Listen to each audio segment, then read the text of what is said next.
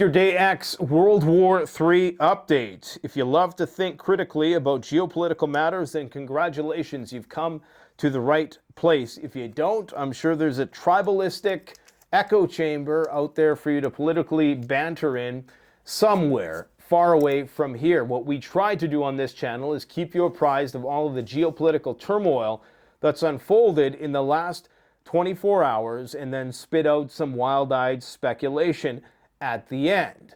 Now, I'm not always correct with my speculations. However, I try to remain as objective as humanly possible. Of course, we're all subjective beings with our own sets of preferences and proclivities, but we try to, on this channel, we understand that in order to get an accurate projection of the future, we must be well calibrated to the present. So that's what we try to do. So save that accusation of Trump derangement syndrome and all the other bullshit for somebody else. Let's get down to business. What you're seeing behind me is breaking news. We have another massive ammunition depot mushroom cloud, a non-nuclear mushroom cloud, we hope.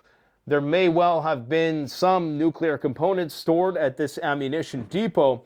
This is inside Russia in the Bryansk region. In fact, it is in specifically the Karachev region at the 67th GRAU arsenal. This was an arsenal that was already hit once. I believe it was a couple months ago when Ukraine was lighting up ammo depots left and right using drones, they claim. We're going to talk about the long-range Atacms row in just a moment, but this is not surprising considering that only a day ago, of course, Biden greenlit deep strikes, and we're going to have to try to flesh out that language and figure out what they really mean by deep strikes, just to prove that yesterday. And so we know that Atacms have been used inside Russia already because there's just a lot of evidence to suggest that that's been the case, and it's not nearly as black and white as they're making out in the media, in that the commanders on the ground, the guys who are using and doing the targeting for the Atacms, I'm pretty sure it's on a case-by-case basis, but now the floodgates have been officially opened, meaning it's open season. So this is going to take its attritional toll on Russia. These are not bee-sting, insignificant attacks, as some of the Russophiles like to claim. However, they're not going to be the end of Russia, as the Russophobes like to claim either, but this is the actual ammunition depot. What typically happens is a large part of the depot will be destroyed, and there will be parts of it that remain intact. Not surprisingly, this depot was actually hit not too long ago, and now it has been hit again. This isn't the massive explosion that we've seen.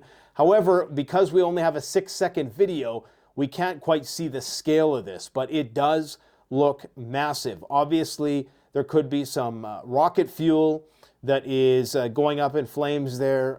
It looks like perhaps heavier ordnance that is going up, not just artillery shells and things of that nature. I think that kind of explosion is more indicative of fuel, but I mean, who's to say what it is? Either way, I show you this because, of course, it's a sign that things are definitely ratcheting up. We're going to try to make sense of whether this is Biden trying to sabotage. I know Alex Jones has a very catchy soundbite, alarmist, sort of intriguing depiction of what's going on here.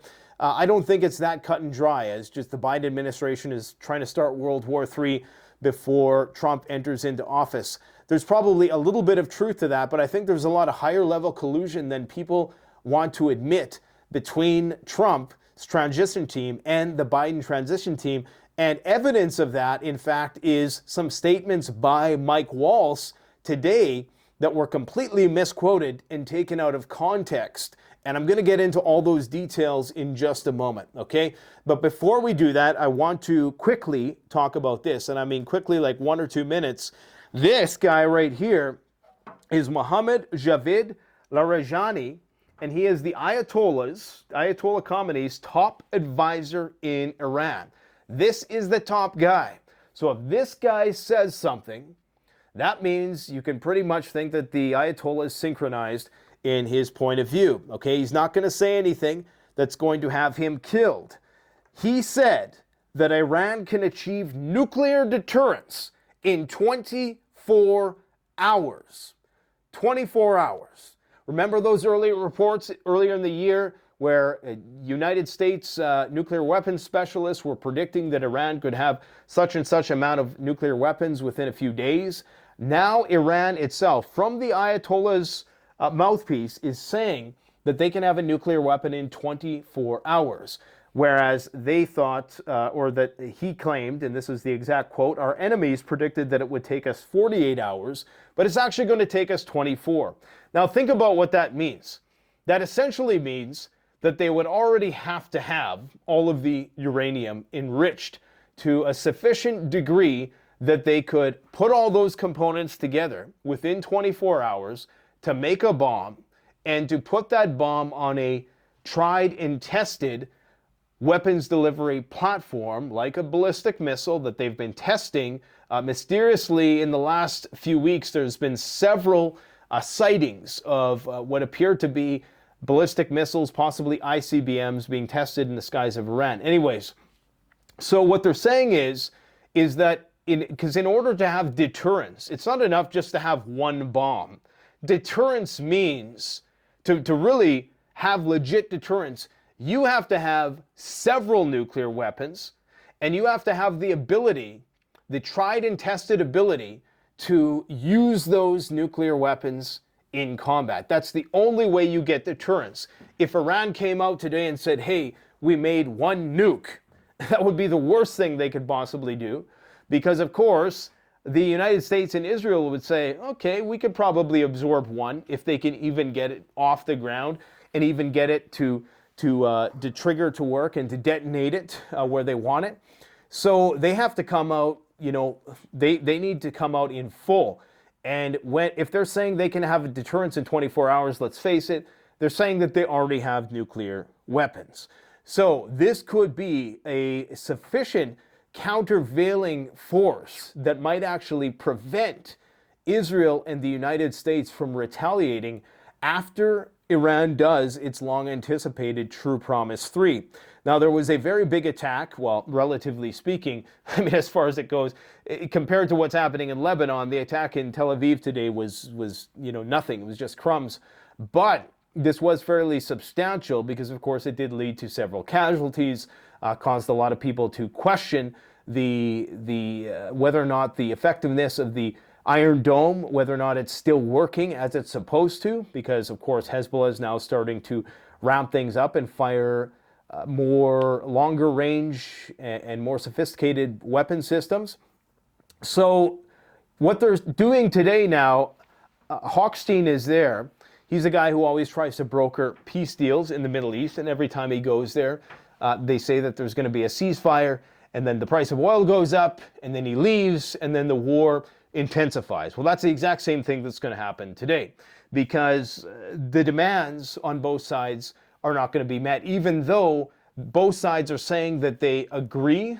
The Hezbollah cannot be naive now to this trick that has been used on several occasions to try to lull them into complacency, so they let their guard down, and then Israel just basically decapitates their entire leadership. That's exactly what happened last time, and that is what's going to happen this time. However, I think Hezbollah has wised up, and they're just kind of playing along, and I think the Israelis know that they're playing along, because what's happened here, Netanyahu on the ceasefire in Lebanon during a closed meeting said the Israeli conditions are that there will be a freedom of military action inside Lebanon, which is, I mean, it's never going to happen, right? The Israelis want to be able to move around freely with their military in Lebanon and not get taken out. I mean, that's just ridiculous. That's a non-starter. And that there will be a way to prevent the entrance of weapons inside Lebanon, okay? So this is never going to happen. It's not going to happen. This thing is going to accelerate probably to some eschatological Armageddon in the Middle East. Let's hope it's only regional. But lots of tough talk today about pressure on Iran, sanctions, yada, yada, yada. We know that Trump's cabinet is fully decked out with hardline Zionists who are more than happy to engage Iran, even if it means utilizing the Samson option. So that's absolutely on the table. But Here's the real kicker, all right? What people need to understand, I always say, look at the fundamentals. Anybody who thinks, okay, Bitcoin's here and Bitcoin's going to go to 1 million and all the bit bros are going to be taken care of, and I guess everybody else who doesn't own Bitcoin is just fucked, which is probably like 99% of the population. I don't know what the exact statistic is, but it's got to be a lot of people who aren't going to be able to benefit from the windfalls of Bitcoin. Now, here's what's going on, okay? The day that Trump takes office, he's making all these decrees every day. And again, if you're a person who's so sensitive and you think this is Trump derangement syndrome, this is not Trump derangement syndrome, okay? 70% of the things that Trump gets criticized for are just stupid. And I criticize those things. But that doesn't mean I'm going to ride anybody's nutsack like some of you guys. And I mean, that's the most emasculating thing ever, to just believe whatever a guy. I see people with their photo, like their profile pictures are Trump. Like, come on, be a man, you know? Like, it's okay to support somebody, but don't idolize people. Anyways, I promised I wasn't going to go on a political rant, but you made me do it. So here's what's going to go down. When Trump takes office, there's going to be a lot of civil unrest because of this mobilization of the military to deport people. And if what they're saying is true, in that they're immediately going to go after these bureaucratic programs and, you know, cut entitlements, you know, you could potentially see a big domestic shakeup. Now, I think that Trump's plan is to try to appease the domestic issues, is to try to stay true to everything he said on domestic issues. Foreign policy is not going to change. Unfortunately, it's not going to change. And his national security advisor is just basically picking up where the Biden team left off. And I believe that there's high-level communication going on there, more than is being made out in the mainstream media. But there's going to be so much civil unrest within the first few weeks of Trump's inauguration as a result of these deportations, unless they do it in a way that is not attracting a lot of attention. But if you're talking about using the military to go door to door and try to pick guys up off the streets, that is going to lead to some destabilizing civil unrest. That's not a statement of whether or not it's good to deport illegal immigrants who are committing crimes. This is not a judgment call here. This is just saying what the outcome is going to be from a civil unrest point of view. Now, that could conveniently take attention away from the shitstorm that is going to continue to escalate overseas. If people are too worried about where their next meal is going to come from, or if there's riots in the streets, then nobody's going to be thinking about what's going on over in Ukraine and Israel. And so those things could potentially ramp up without many people taking notice, because we're all going to be so fixated on the cities that are burning down potentially, okay? So that's just something to keep in mind. President Trump confirmed that he is planning to declare a national emergency and use the U.S. military to carry out mass deportations, according to Axios. So there definitely still is a prospect. Maybe Alex Jones is going to be right. Maybe Joe Biden is going to start World War III before Trump gets here. But we're going to try to break that down, because I believe it is far more nuanced than a lot of people actually realize with respect to that issue. Now, this is the situation. So these 300-kilometer, 190-mile Atacms missiles, they're now sort of walking it back a little bit and saying, well, it's actually just for the Kursk region that we're allowing this. We're not allowing it to go all the way out to 300 kilometers, which of course would presume that they would have their launchers, the HIMARS, close to, or whatever they use to launch the Atacms, close to the border, which is probably not the case. So I presume that 300-kilometer range is a little bit overstated. Nonetheless, what this really means is that you are going to see a consolidation of the ISR and the targeting.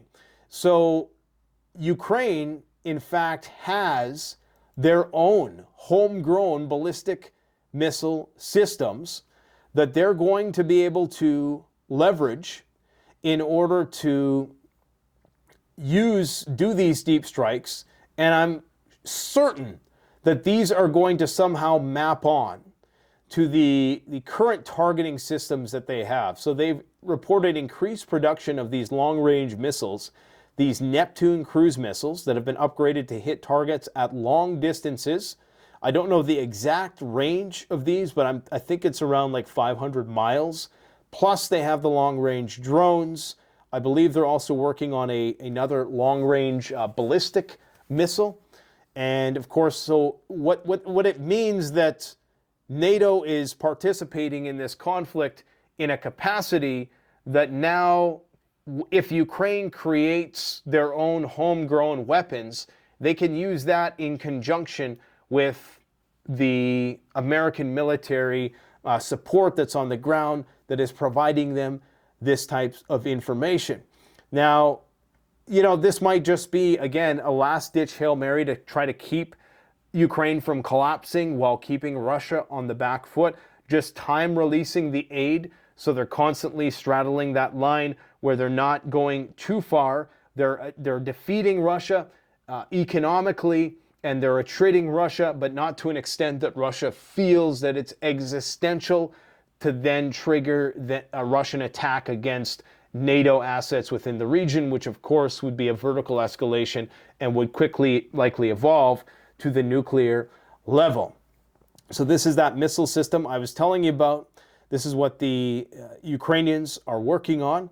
So they're going to try to engineer their own stuff and use that, presumably in conjunction with what's going on with the Atacms system. So this is Joe Biden. This is what he had to say when asked about World War III.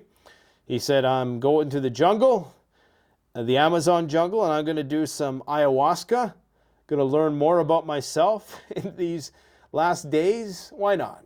You know, why not? He just walks into the forest. Oh man, it's so easy to meme the left right now. They're so memeable.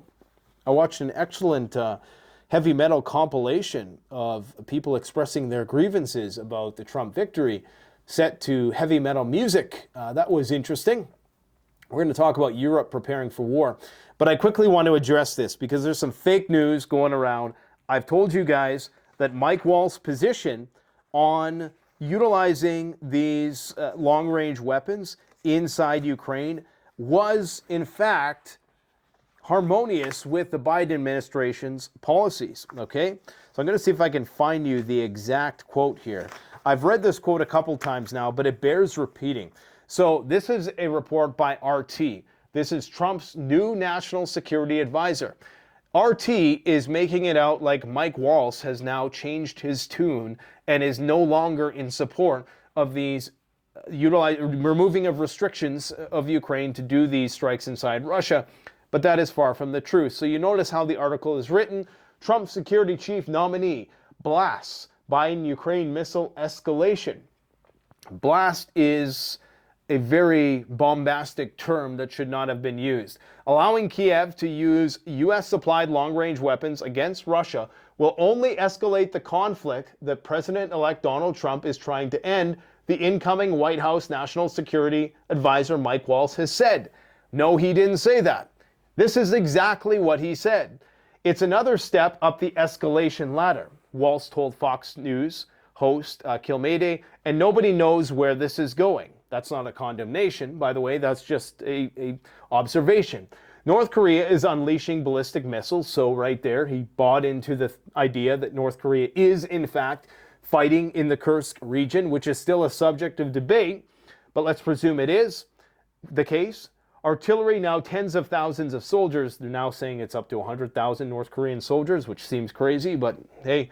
The administration responds by lifting this restriction. North Korea sends more soldiers. South Korea is now saying it may get engaged. But what did Mike Waltz say just a few days ago? Congressman Mike Waltz, Trump's pick for the National Security Advisor, is in favor of lifting restrictions on the use of Western long-range missiles to attack Russia. Waltz also noted that Washington should increase its military support for the Kiev regime if the Russian authorities refuse to hold talks on the Ukrainian settlement on U.S. terms. Waltz criticized, get this, he criticized outgoing U.S. President Joe Biden for his modest efforts to close loopholes that allow Russia to export its oil and gas to international markets. According to Politico, Waltz appointment to the new administration signals Washington's readiness to step up measures against Russian energy resources, to escalate. So this duplicitous speak, and it's not really Mike Waltz's fault because this is RT, this is a Russian news agency. Ironically, this is the quote that I just read you was from another Russian source who accepted that this was in fact, but unfortunately RT is not always reliable. So I just wanted to debunk that because I'm getting a lot of people message me saying that, hey, Mike Waltz, you said that Mike Waltz was, supporting deep strikes in Ukraine and he's walked it back. No, he hasn't. Not true. Fortunately, it's not true. Joseph Borrell has also confirmed this. I can't remember what his exact designation is. Foreign policy chief of the EU has confirmed reports that Washington has lifted restrictions on Ukraine's use of supplied long-range missiles against targets deep inside Russia. Now, it seems like we've beleaguered the point by now that NATO is fighting a war against Russia. That is a catchy headline right now that I don't even use because we were in that headspace 2 years ago, okay? When they were already doing this sort of thing with the drones in the Black Sea, which we haven't seen, which means that they got the hint after Russia shot one down. It appears that that story now has a lot of weight to it because, they haven't been flying those drones around the Black Sea as of late. But nonetheless, we've been, this just seems, people are using this as a catchy title for their videos, NATO at war with Russia. I mean, we've been saying this for years. We're just ahead of the curve here. And it's because we look at the fundamentals of the equation and they all dictate that this thing is going to escalate. It's likely going to escalate to a point where Russia has to engage NATO. And maybe at that point, hopefully at first, it's not going to go strategic nuclear right away, but there is going to be some sort of exchange where a line is crossed, a real line is crossed in the other direction, because we're crossing all of Russia's red lines. We just crossed their red line that they laid out a couple months ago that essentially stated that if you attack us with these weapon systems, it is going to mean nuclear war. And we reserve the right to use nuclear weapons in such case. And they're not going to attack Kiev with nuclear weapons. There's a reason why they haven't destroyed Kiev. It's because they don't want to destroy Kiev. Okay, as crazy as that sounds, they don't want to, maybe for historical reasons, maybe they feel it would be fratricidal, maybe they feel, linguistically and ethnically, there's too close a relationship. Maybe they feel like the Ukrainian government is being held captive against its will and they need to liberate it. There could be a variety of reasons why they haven't went Gaza Strip on Ukraine, well, at least not the big major cities, the decision-making centers. I don't think they're going to target there. They could, however, engage in other forms of hybrid warfare, like what happened today when a undersea cable was cut. Telecom's cable reported between Finland and Germany. All telecommunications running on the submarine cable have been cut off. A cybersecurity expert tells YLE that the cable break is likely intentional. This is what happened here. So there's there's hundreds, if not thousands, of undersea cables. And it would not be that difficult for a country to want to engage in this type of hybrid warfare. This could be something that we see Russia doing on a more frequent basis in an attempt to put some pressure on the West without things escalating immediately to the nuclear level. But so that's, and it actually happened twice today. There's another story, I'm just looking for it here. There was two of these undersea cables that were struck. Okay, so what should we talk about next here? Where should we go? Let's talk about this. This is kind of a funny story. So I believe it is Finland, Norway, all the Scandinavian countries are handing out war pamphlets, okay? Look at the size of this thing. This is the book that is supposed to help you survive nuclear war. In some countries, they don't even have the paper to print this. In an attempt to save paper, they put it in digital form for people so they can get this printed off themselves using their own paper. Anyways, this, like, you can tell that this thing is barely, you know, a few pages thick, and they're saying it's twice the size as it used to be, which is crazy. If you do, however, want an in-depth breakdown, like a real breakdown of World War III, check out my video. It's entitled NATO's 100-page World War III guide. I believe this was a Latvian or Lithuanian guide. This thing is very in-depth, probably because the Baltic states are going to be some of the first to go next when shit hits the fan between NATO and Russia. But this is an in-depth guide. The cover doesn't do it justice. It says 72 hours, what to do in case of war. This does not. This is a hardcore SHTF guide, all the way down to what to do in certain situations with like marauders, and it's like a 100-page guide. You can see how many places I've bookmarked there. Go and check out that video, man. I believe it was released 6 months ago. It's such an incredible document that it just makes this look like a joke, which it is. European countries have been doing this for the past year. Remember, Rob Bowery came out with the flashlight on batteries thing. They've been slowly kind of getting people used to the idea that they're going to have to prepare for some adversity of the military-induced sort. So let's just talk a little bit about what's in these pamphlets. New preparedness pamphlets in Nordic countries, Sweden, Finland, and Norway have all released updated advice on how citizens can prepare for crises, particularly war. Sweden's updated pamphlet, In Case of Crisis of War, now updated for the first time in 6 years. This is, of course, due to the worsening security situation in Russia. It is twice the size of the previous version, providing instructions on how to cope with emergencies, especially military conflict. I can just imagine, you know, one little tiny booklet, you know, for how to, if you go to any Walmart, open up any product and pull out the instruction manual, and it's going to be thicker than that. So this is what they think of us, and they don't even want to print it out for you on paper and send it in most countries. Sweden will resist if attacked, they say, and misinformation about surrender should be disregarded. Now that was a key theme throughout this video as well. They were really getting people ready for the propaganda, saying, don't believe what you hear, okay? Listen to the government. That's what a lot of this stuff is. Listen to the government, believe everything we say about the situation. Don't worry, everything is under control. Finland's digital advice, preparing for incidents and crises, available online to avoid printing costs. How are you going to use it online if there's no internet? I'm sure they'll think of something.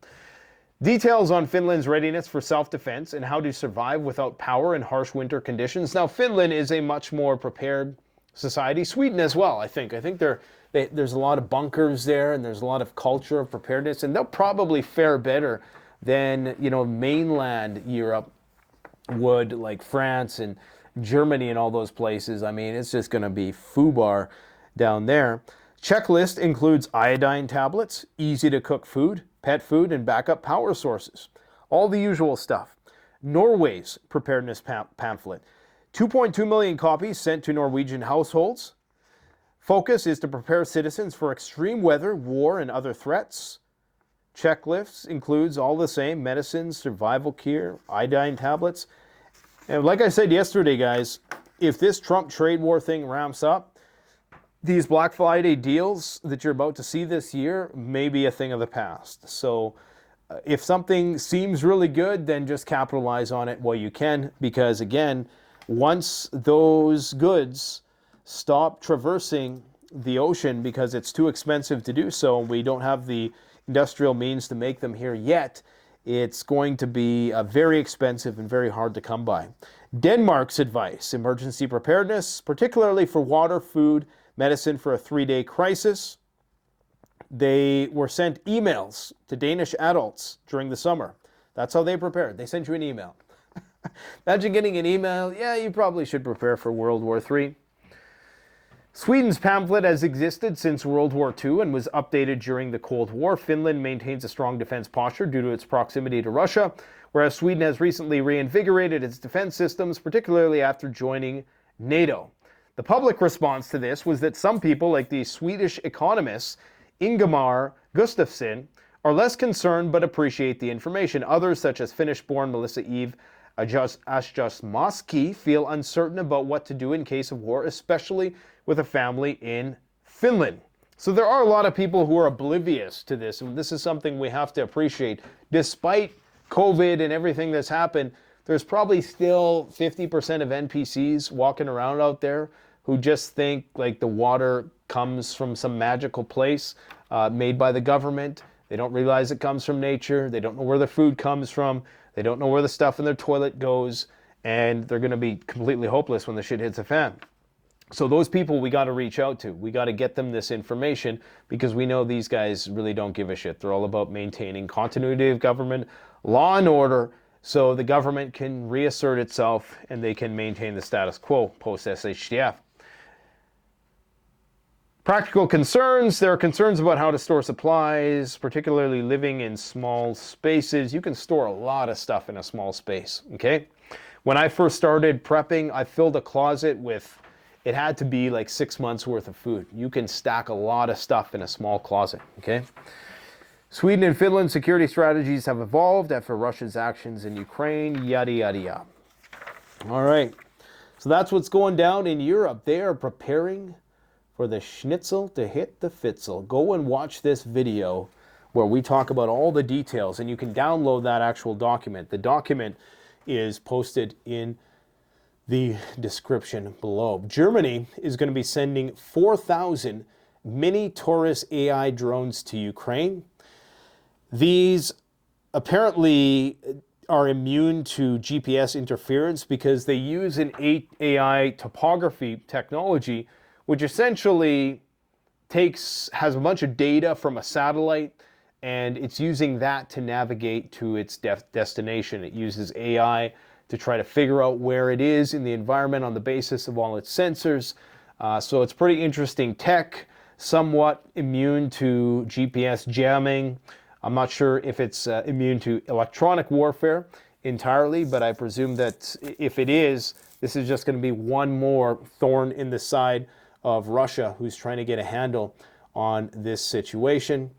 This is a shot of what was happening today in Tel Aviv.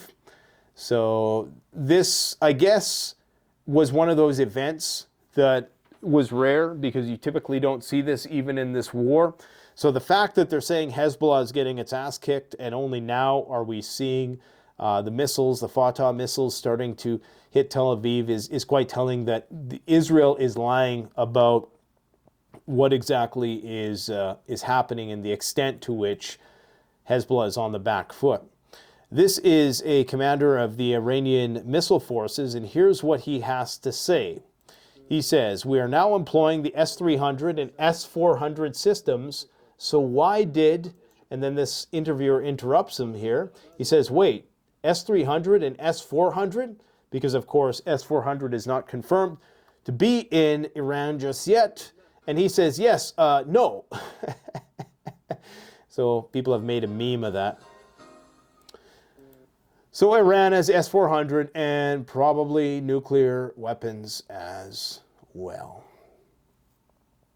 Yeah, that's what's going down. What's this here? MicroStrategies, the guy who's buying all the Bitcoin. Well, I presume he's going to dump a bunch at some point, and that's when because he's already made, I don't know how much money in this giant Ponzi scheme.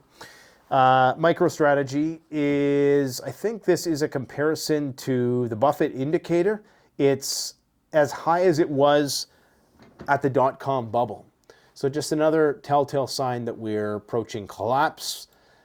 This was North Korea dropping more bags of garbage and pamphlets. They're calling this garbage, but I don't know if these are like propaganda leaflets or what, or if it's feces as they're saying it is. Either way, you got a bunch of guys in some lower level hazmat gear picking stuff up. This is California's groundwater is contaminated with bird flu, increasingly more so, especially since late October. They've went from zero contamination to very high levels of contamination. So if you're concerned about that, I would encourage you to go and research it more. Bird flu is definitely going to be a big problem. We had some disruptions by British Airways today. They're not sure if that was due to a hack or if it was just due to some sort of failure of their internet systems, but their systems were down, so people could not board their flights for several hours. Could be cybersecurity related. Of course, they'll never admit it if they don't have to. And allegedly, there's a farmers' protest that is supposed to be involving 10,000 farmers in UK, and I must say it's about damn time, because if anybody is going full-blown Orwellian, it's the UK, and it's about time that people start standing up for their rights. I was reading an article that said that there is a 10% tax. I can't remember exactly what they call it, but when you pass your land down to your successor, you know, your son, your daughter, whatever, they charge you 10%. And so, like, if you have a farm that's maybe valued at $6 million, well, you got to pay $600,000.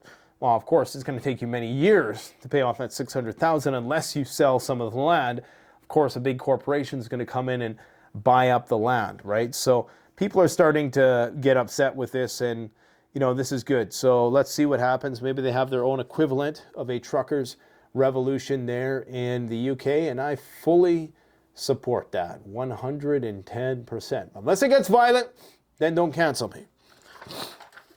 What else do we got? I think that's about it for today. I could go into depth about some of these things. In terms of, like, just generally speaking, the Atacms, they're not going to make an emphatic difference. It really is more about Ukraine becoming more interchangeable with NATO. At the end of the day, that's what it's about. Of course, there's always the concern that if NATO is firing weapons into Russia, it's not so much about the quantity of the destruction.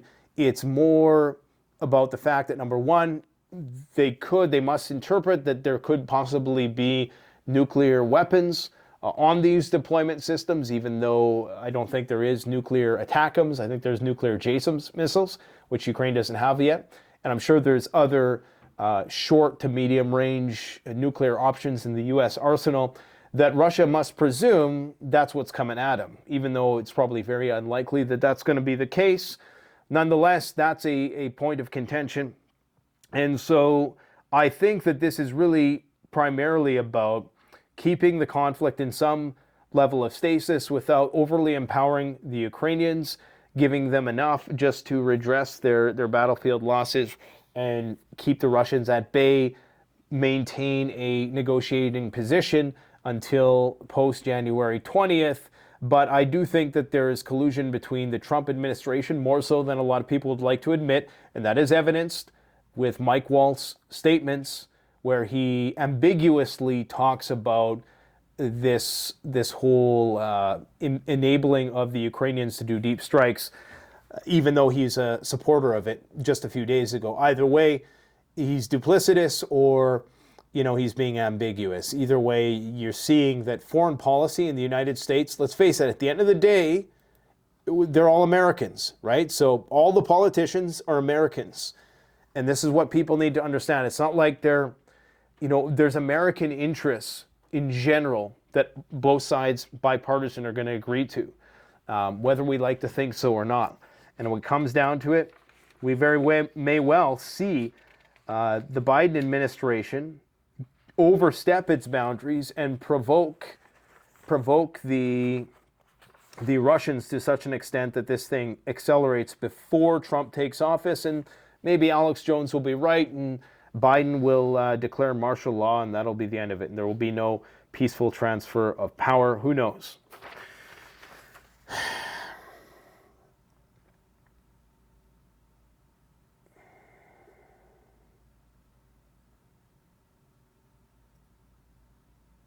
Okay, I think I'm going to leave it there for today. If you want to support the channel, gear up at CanadianPreparedness.com. But I would encourage you to go and check out this video, NATO's 100-page World War III guide. I'm going to post a link in the description. I'm actually going to remember today. Thanks for watching, my friends. Take care. Canadian Prepper out.